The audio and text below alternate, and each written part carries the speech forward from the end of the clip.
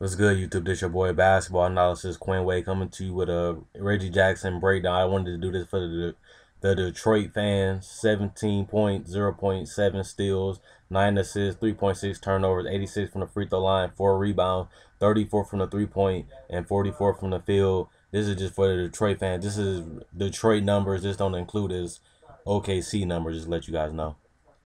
First, you want to talk about his best attribute, that's his passing. He wasn't really known for his passing to OKC, but here you see he goes to the paint, he probes the defense and lays it, give it to Greg Monroe for an easy layup because he probed the defense and drew some attention. Right here, he draws a double team and gives Greg Monroe basically a time to isolate and get some room to get enough to get a little hook shot in the paint. So it's all because of the double team, create a little mismatch for Greg Monroe. Next, we're going to talk about is his entry pass. You see, he gives him a good little entry pass in the isolation, post up, and he pretty much turns that into a quick bucket because of the entry pass. Next, we're going to talk about his ability to break down the defense off pick and rolls and find open shooters. He cuts, break down the defense, passes right out of it, and gets an open shooter, an easy bucket. He's going to talk about his ability to come off the pick and roll with a screen setter and give Andre Drummond an easy dunk, which is an alley-oop, and he did that several times this game. He had 15 assists. So anybody that questioned his playmaking, he been getting double-digit assists, averaging 8.2 since he came to OKC. Next, we're going to talk about his ability to score. His best attribute is his ability to break down the defense and slash and finish. As you seen right here, he cuts to the paint, uses a Euro step, creates some space, and finishes it right off the backboard. Next, we're going to talk about this floater. You see, he breaks down the defense by using his ball handling. Comes off the screen, gets a little space, throws it up in the air with the right hand, and finishes it pretty. Next, we're going to talk about his ability to shoot off the dribble. You see, dribbles get a little room, pull up, jump shot with confidence and swagger. He believes he can shoot even though he's kind of streaky, but he's still not scared to take the shot, as you see.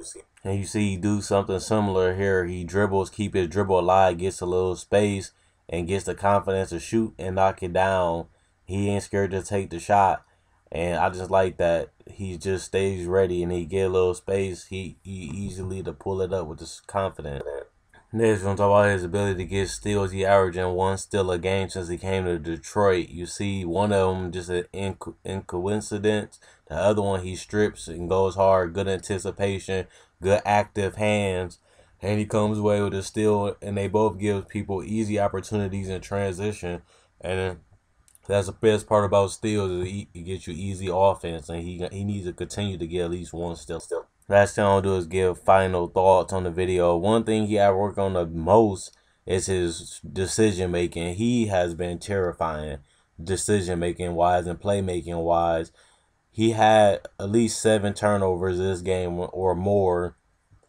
He just too careless with the ball. Like you see, a lot of these passes was half-ass, sloppy, and just bad passes. He rushed it, and like you say, he get a charge call. He dribbles off somebody's leg. And he just got to work on his decision making because you don't want to get your opponent some easy opportunities and some offense they only have to work for by getting out on a fast break because you turn over the ball. The more you turn over the ball, the more you help out your opponent. And Reggie Jackson been helping his opponent. And as you seen, some of these turnovers was in the clutch in the 4th quarter. And that's something that you just can't do. Reggie Jackson really need to get more controlled and more smarter with his passes. If he wants to be an elite point guard, his decision making gonna have to go to a whole nother level. Another thing I want to talk about is that he just streaky offensively when he comes to shooting. He can shoot with confidence and swagger. He believes that he can shoot. He believes that he can knock down jump shots, and he continue to take them. But he's still a little inconsistent. His field goal percentage has went up since he left OKC because he's been getting more opportunities.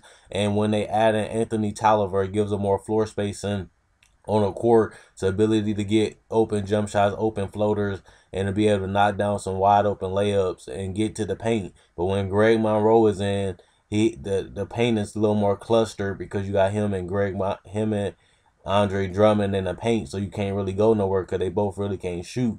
But when they put Anthony Tolliver in, it opens up that space for him to get to the paint and collapse the defense and draw some shots for the shooters and draw some shots for Tolliver and all the shooters like Jody Meek. And it gives Andre Drummond some little alley-oops and some layups because he can dump it off, or he can throw it up off the screen or off the pick and roll. So there's a lot of opportunities for this team, and give it credit to Stan Van Gundy for putting Reggie Jackson in positions to succeed in the NBA right now. He's giving Reggie Jackson some easy opportunities. He's giving Reggie Jackson a chance to get high amount of assists because he's putting Reggie Jackson in the right position. Reggie Jackson has got to make the right decisions himself because he just turned the ball over way too much. But he averaging a couple assists a game. He had 8 a game right now. He had a lot of triple doubles. He had a lot of 20 assist games. He had a lot of 15, 11, 12, 13, 14 assist games. And it's all because of the system that Stan Van Gundy has put in place. And it's really working out for Reggie Jackson. He just got to be a little bit more consistent on the offensive end. Turn down his turnovers a little bit more. And he should be one of the top point guards in the league if his team can start winning, because he can score, he can finish, he can pass, he can rebound. That's one thing I want to talk about before I end the video. He averaging 5 rebounds a game. His rebounds been going up, and especially when Greg Monroe is out of the game, he can attack and get some more rebounds. And he goes for the rebounds, especially. Sometimes he don't even run fast break. He just comes down and collects the rebound. So he's a good rebounder for a point guard. He averaging 5 rebounds since he's been in Detroit. So I like that skill set of his. I want him to see him continue to improve on his rebounding, but he really has excelled with his playmaking. He wasn't really known for his playmaking in OKC, but Stan Van Gundy had put a system in place, and Reggie Jackson believes in Stan Van Gundy in the system, and he has been scoring more efficiently, like I said before. And I like the system that he helped Reggie Jackson put in. So you got to give him a lot of credit for the coach and Reggie Jackson for adjusting to Stan Van Gundy's system. And Reggie Jackson could be a potential all-star player because he's in the East. If he can put up like 18 and 8 and 1 steal and 5 rebounds, he should be automatically an all-star, because them numbers are actually better than Jeff Teague numbers this year. So if his team can make the playoffs, I can see Reggie Jackson being an all-star. I think you're going to have to get him close to the max because he is averaging 18 and 8 since he's been in Detroit.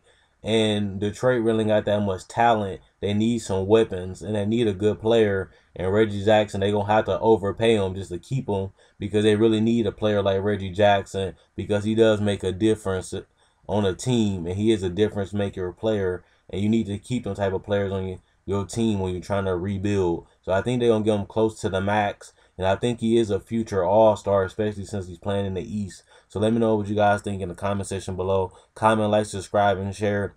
If you're new to my channel, check out my older video. You like this video, like my older video, subscribe. Also, hope you guys enjoy the video. Hope you guys enjoy the rest of y'all day. Quinn Wade Basketball Analysis signing out. Let me know what you guys think in the comment section below about the video. Peace.